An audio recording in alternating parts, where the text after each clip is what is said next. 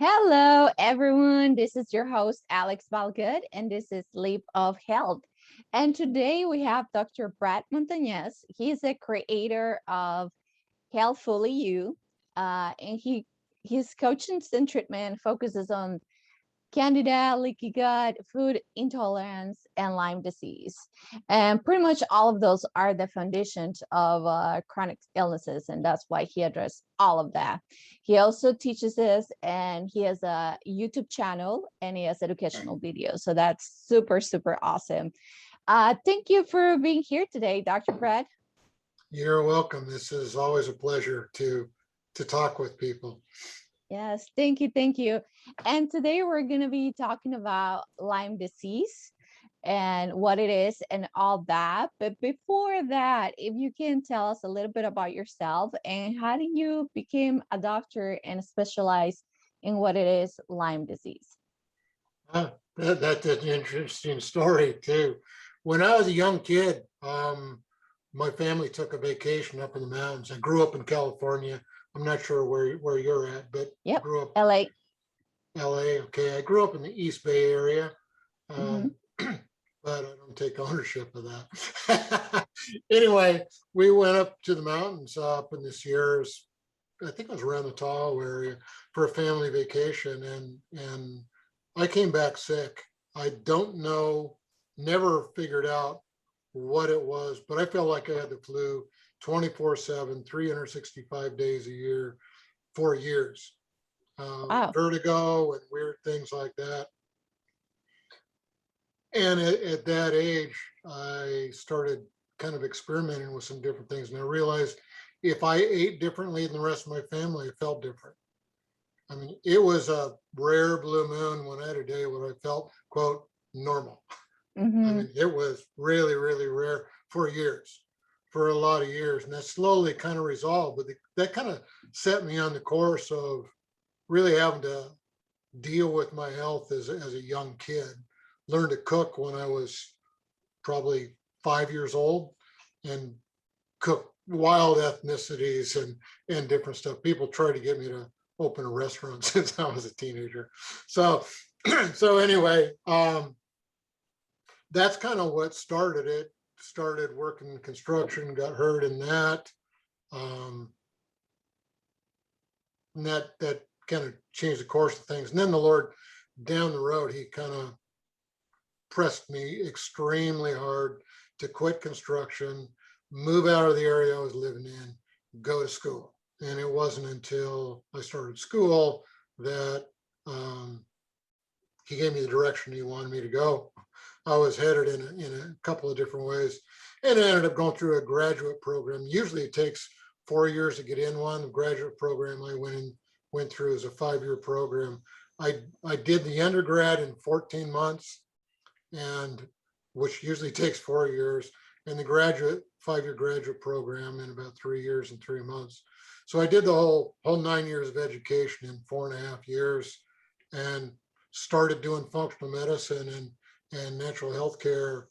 Shortly after that, we've gone through about every type of transition you can go through with that, and have over the course between me and my wife, we've got a good 40 years of clinical application with everything that we do. So there's a lot of history, really a lot of history. I've been doing it myself for well over 30 years.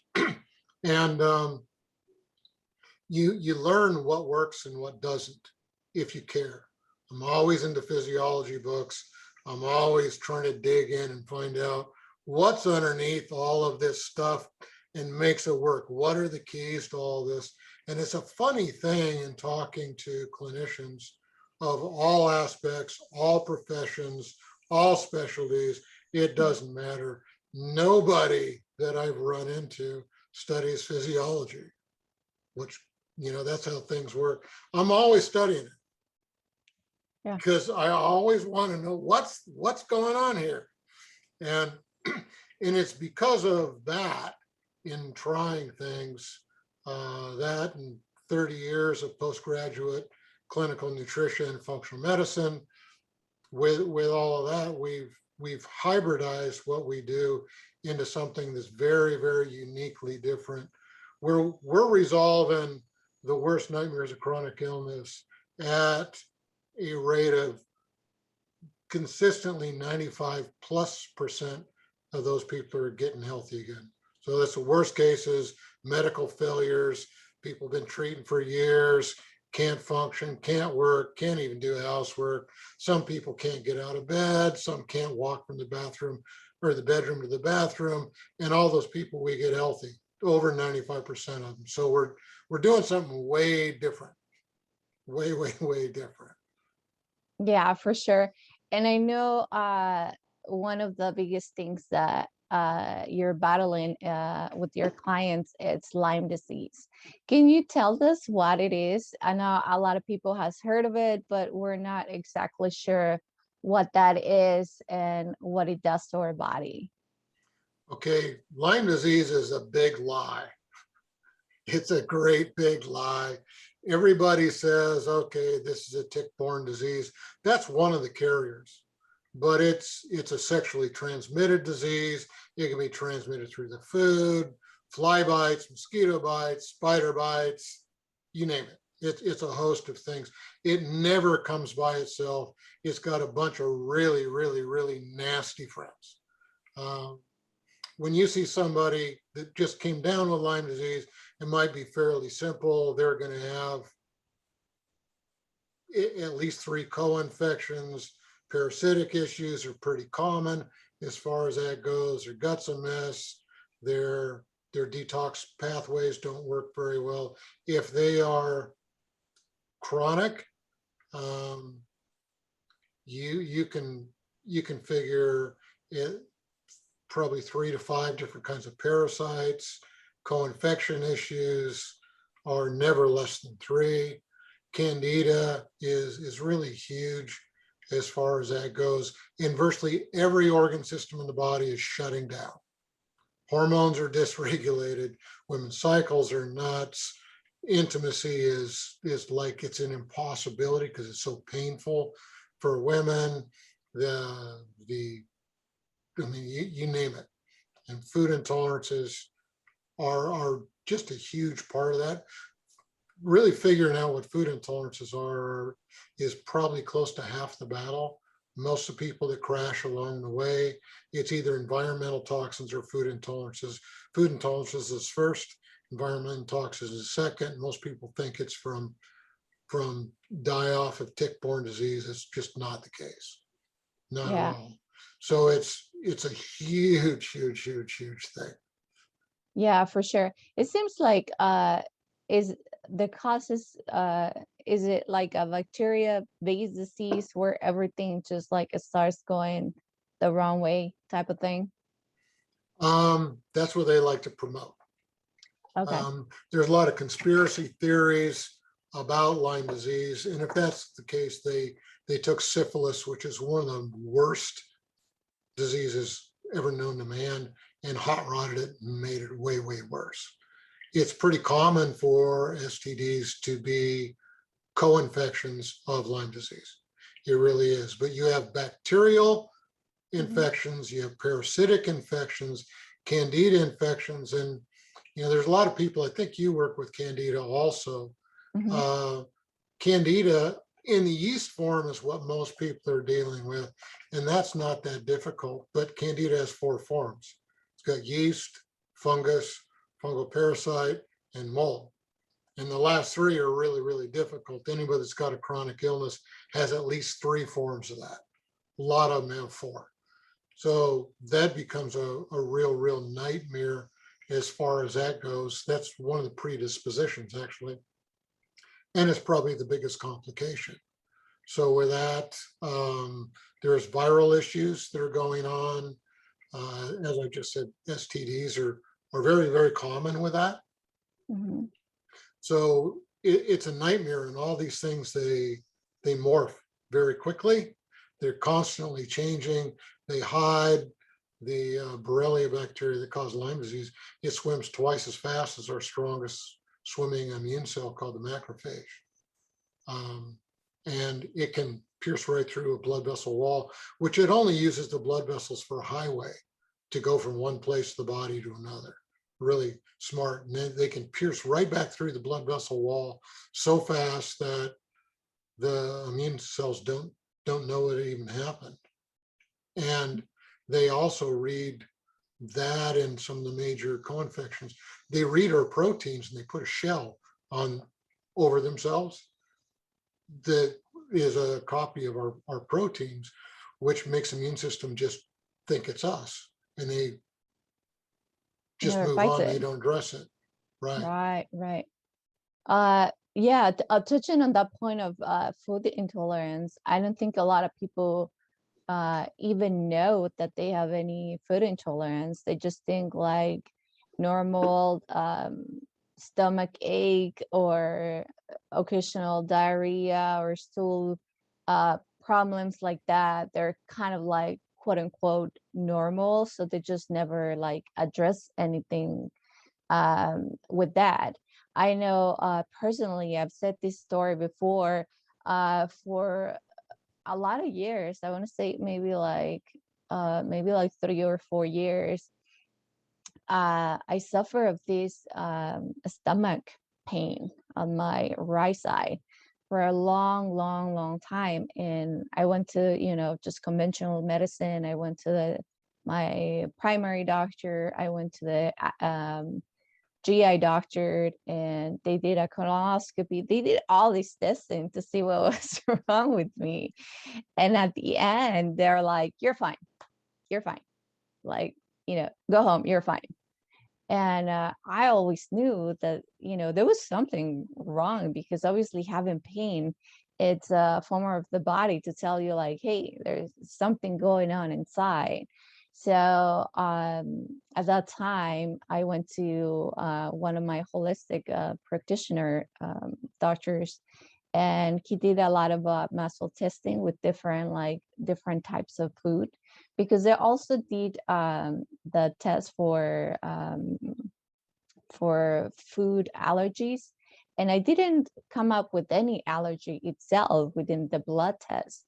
But when I went to the holistic practitioner and did this other muscle testing with these other like different foods, we realized that I was very high intolerance to avocado and banana, which I thought it was odd because That is I very odd. yeah, because I loved avocados and bananas, and that was like a food that I ate.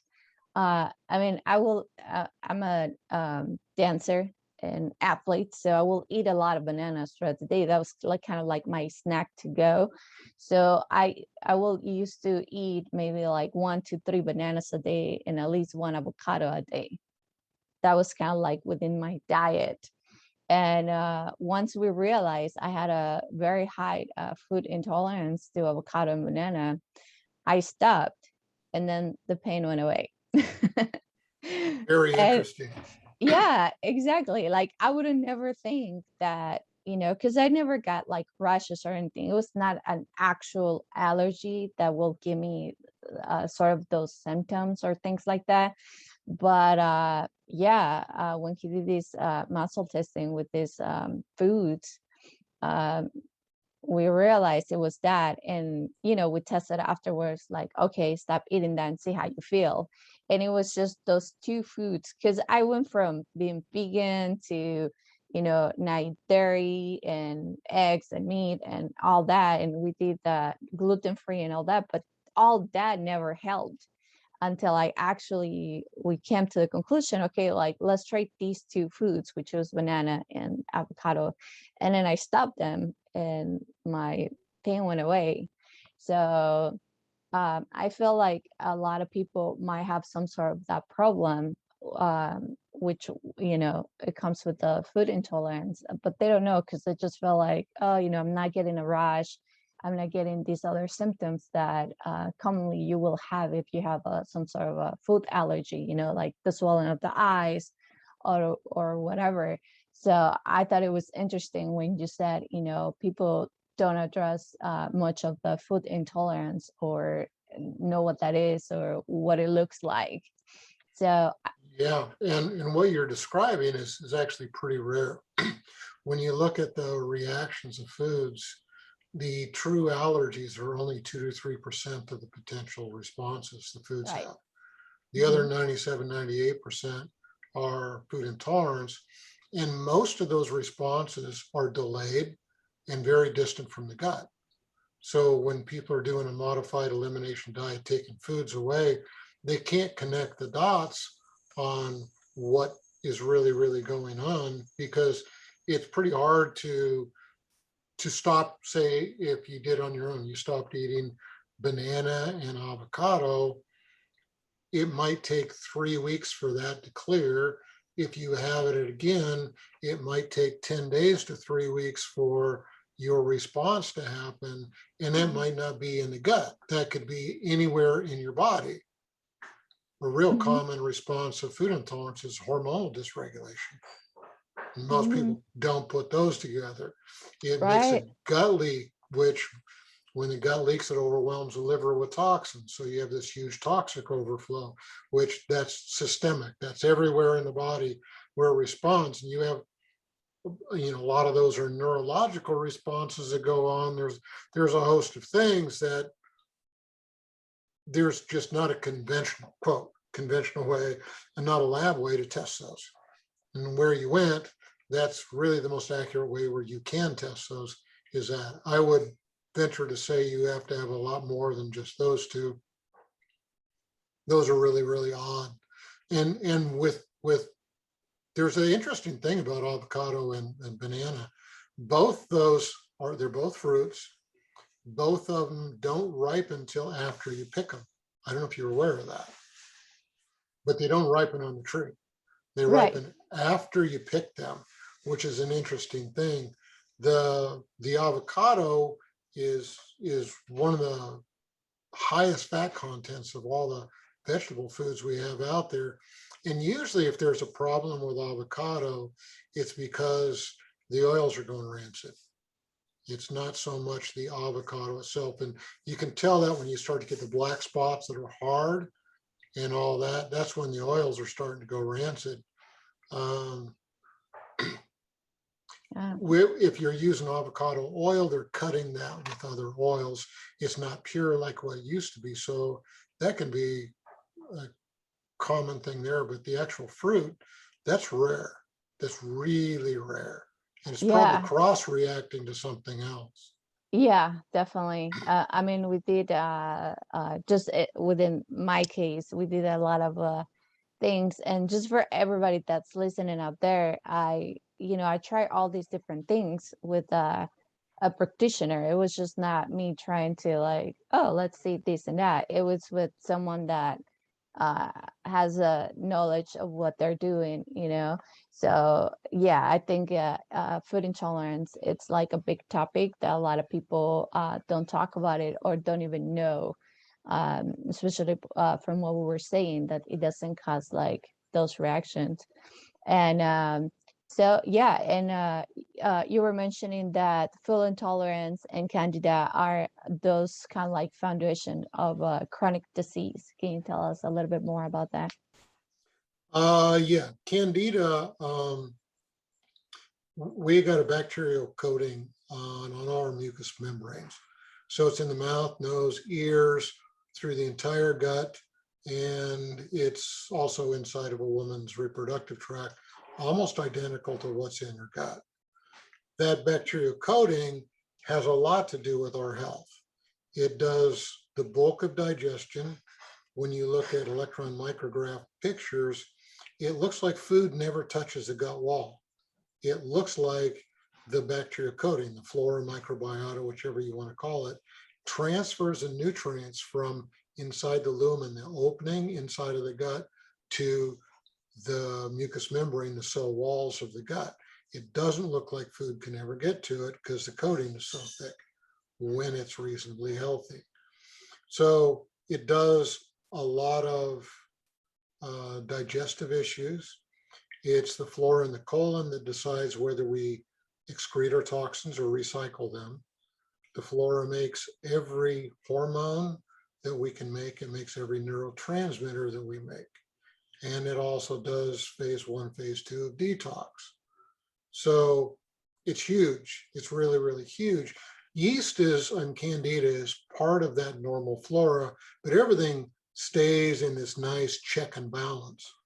If you upset the healthful bacteria that's in it, and there's more bacterial cells in the flora inside of our gut than there are human cells in the rest of the body. It's that extensive. And it depends on which source you look at. It's somewhere between 3 and 8 pounds in an average individual. Half the stool volume is flora. And it's pretty big. When that gets out of balance, and there's a bunch of things that get it out of balance, then the pathogenic stuff can start to grow. It can get out of balance from the stress issues. Antibiotics are really, really high as far as that goes. A lot of drugs will kill it. Roundup knocks it out. Roundup's in a lot of our food sources. Stress is really big. Steroids are really big. Diet's huge, absolutely huge. And heavy metals, there's several different things that can upset that. Once that happens, the pathogenic things start to grow. And an interesting thing about Candida, if you feed it sugar, it'll stay more in the yeast form.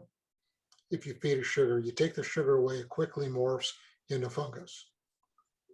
And all of those cottony looking hair-like things that come off of fungus, that's mycelia.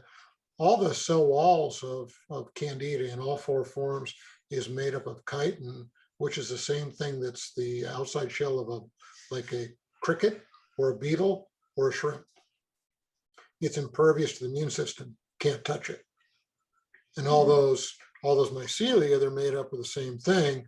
So once it starts to grow like that, the immune system can't do anything. It's the healthful bacteria that keeps that in balance, check and balance. So it takes a lot of work to break through the chitin and actually get to the Candida and get it out of there.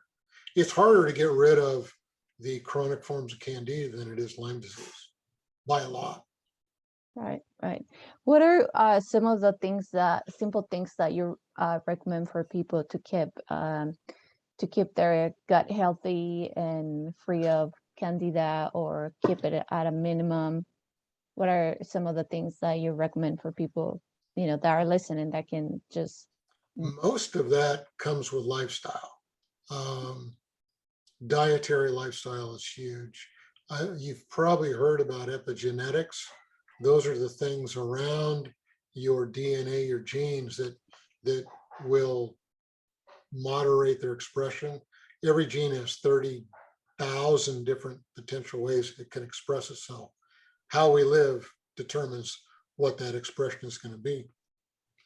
So when we start looking at diet, it's really huge.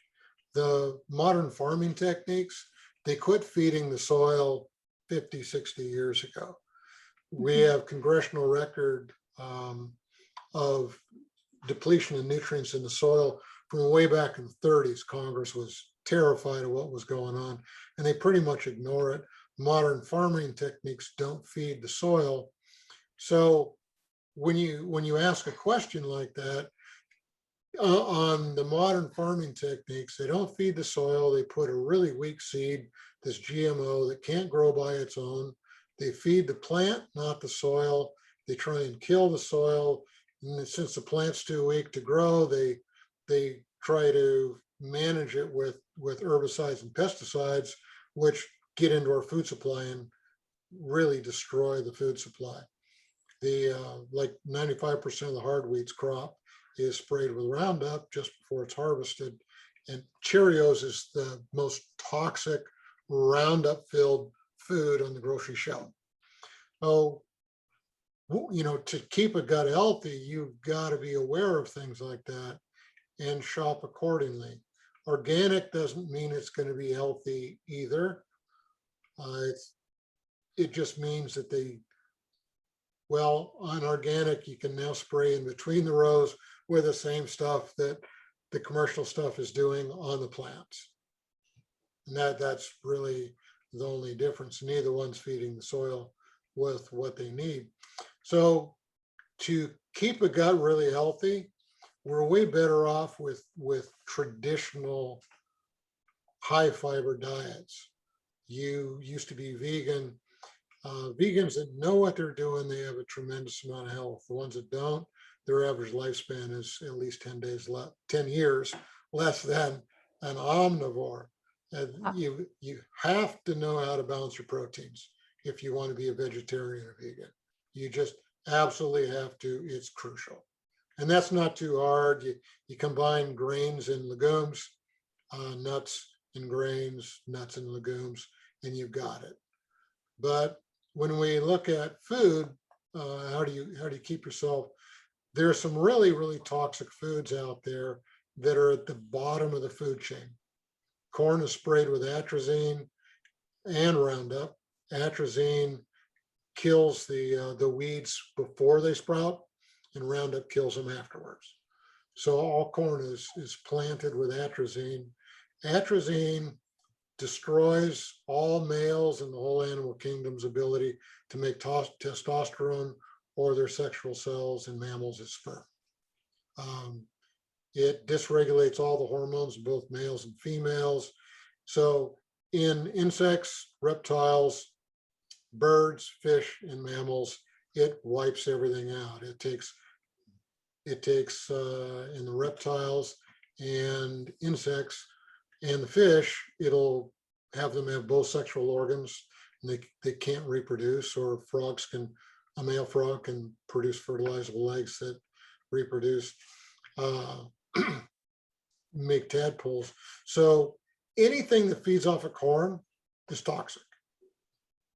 So that the whole dairy industry feeds off of corn. All your commercial meats fed off of corn. If you're buying packaged foods, there's corn in it. There's probably close to 1,000 different names for corn. It's kind of like meth. And when somebody makes that many names to hide what's there, you know something's wrong. yeah. You know something's wrong. So if it feeds off of corn, it's just toxic. Wheat, as I said, 95% of the wheat crop is sprayed with Roundup just before it's harvested. So that's not a good one either. Everything that's bad feeds off of sugar. So if you cut those out of your diet, 50% of anybody's diet, doesn't matter where they're at, should be vegetables. And they need to have bowel habits. Normal is 3 to 5 times a day. It's vegetable intake that regulates bowel habits. You can't accept less than 2 a day. If you're chronically ill, 2 is an absolute minimum. If you're real toxic or obese or both, 3 is absolute minimum to get anybody to heal. So those are some real simple key things. A better place to buy your food is farmers markets. Better place to buy your meats is from a local farm where you can talk to them about how they feed it. Fish should always be wild caught. And it appears that the cleanest eggs you can get out there, which a lot of vegetarians do eggs, is cage free, not the free range, not the organic, and not the pasture raised. Consistently, the cage free tends to be the cleanest. And we test that in stores all the time. It's funny to see somebody at a egg counter trying to decide what egg they're going to get, and they'll go up and ask them something, and you're trying to figure out which egg, and they go, well, yeah, I am. Do you know which one's grown locally? I said, no, I don't know which one's grown locally, but we can show you which one is the best for you. And we go through the egg rack in the grocery store, like your practitioner did with you, and we can show them which one's the best one for them. And you don't have to convince them. They see it. It makes them extremely strong, and they go, thank you, and off you go. So those are some of the really big things. Managing stress is really big. Adequate sleep.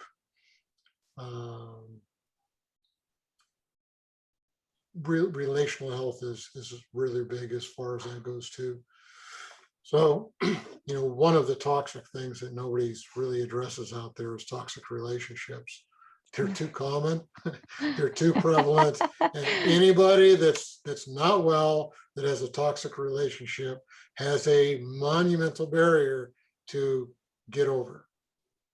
Yeah, first, that's a really great point. On that we talk about like Candida and like the things to go about it to make it better and the way we eat and the stress and all that. But you're right. Toxic relationships are a big thing. And a lot of people don't realize that that's what's making them sometimes even physically sick because of the amount of stress they're going and you know for the amount or how long they've been in that toxic relationship. So yeah, definitely taking a look on all points in life, food, environment, and relationships. That's for sure a big one. And uh, so we talk about food and we talk about food intolerance and Candida. And can you tell us a little bit about leaky gut? Because I know people nowadays, I think it's super common. People hear it's like, oh, you have leaky gut.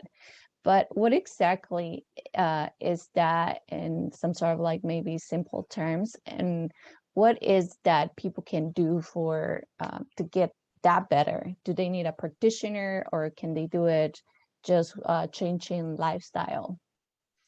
Um, it's always worthwhile trying to change lifestyle.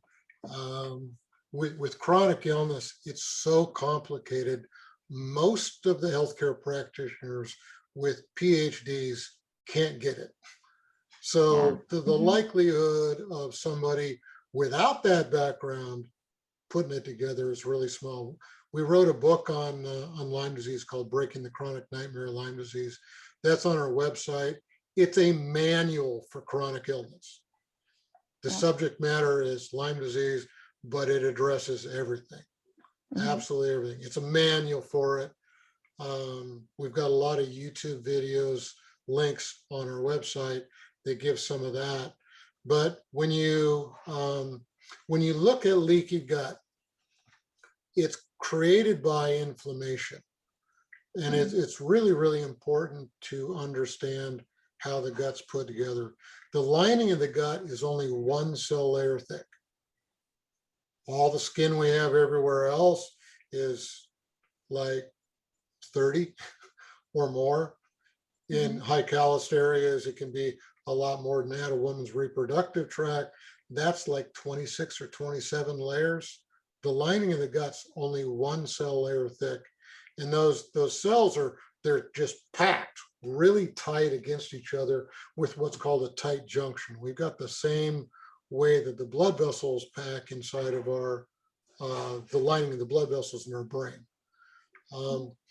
There's proteins that hold those things together. But whenever there's inflammation, those tight joints, they start to open up.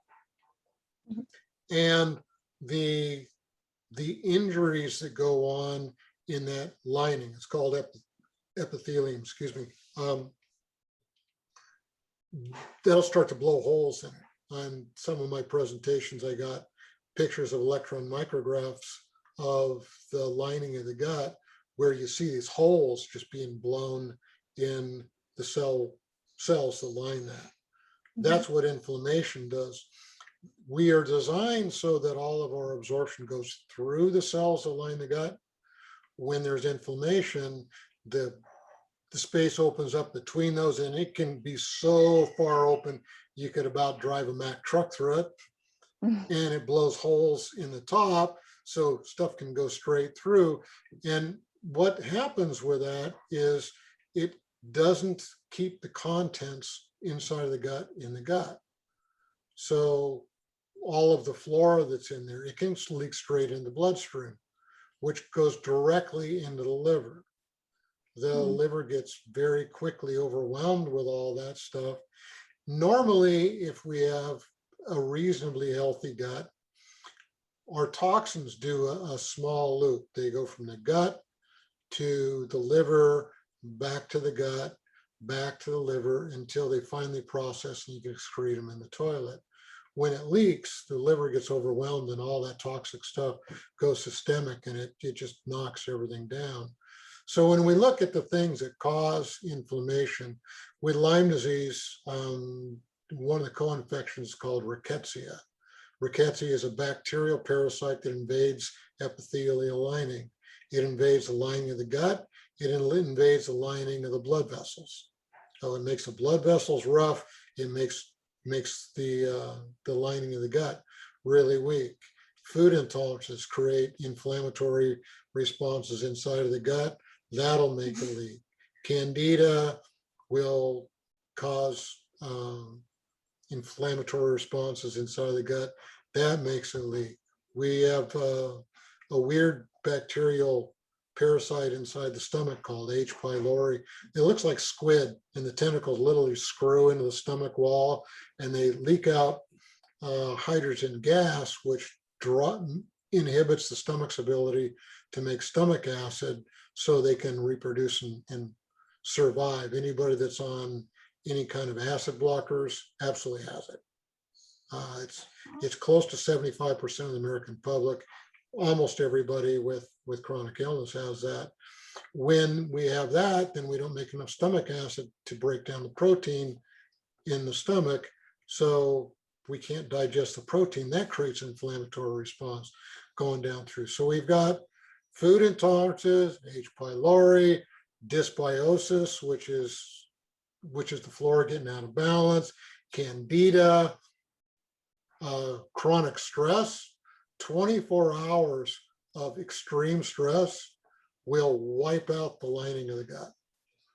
You'll take that brush border called the microvilli and make it almost smooth as glass. 24 hours.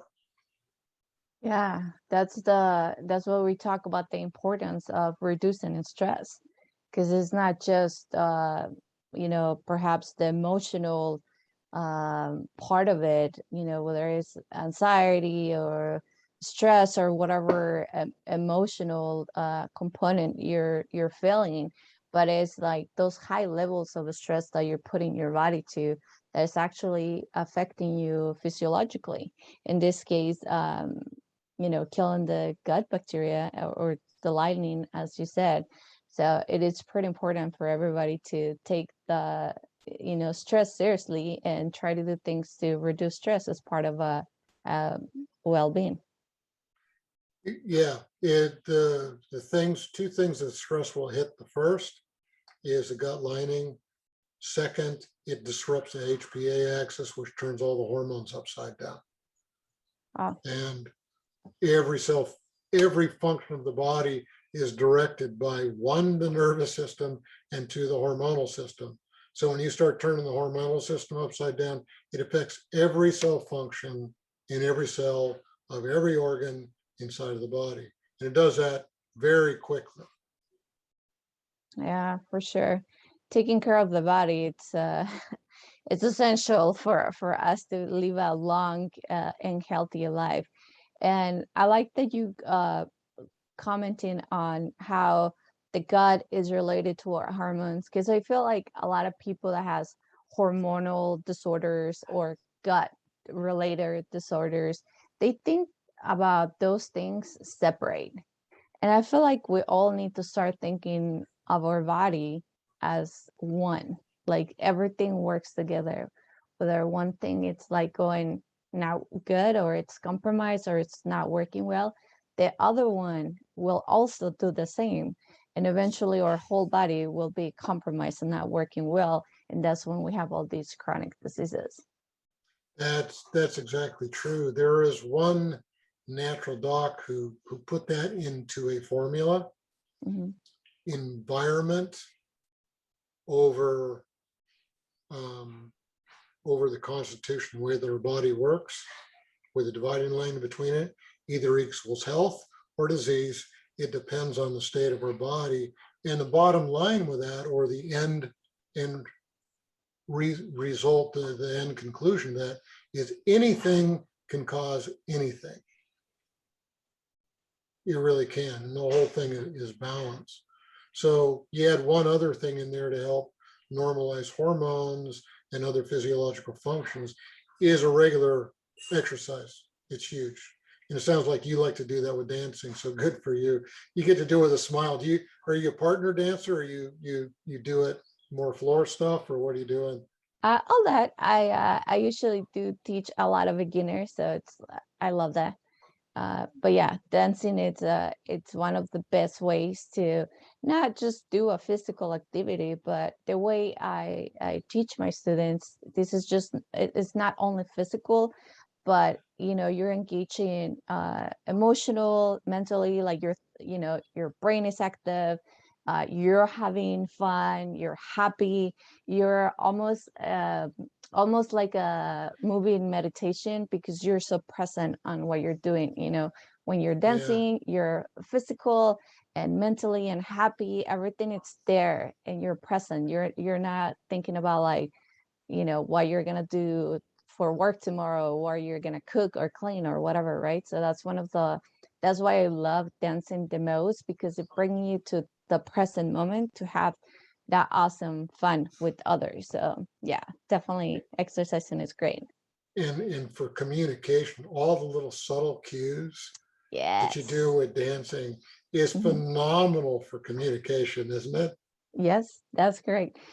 Sometimes I explain it like it's like a little bit of the magic we have within, because we can communicate with words. So it's super cool. Yeah.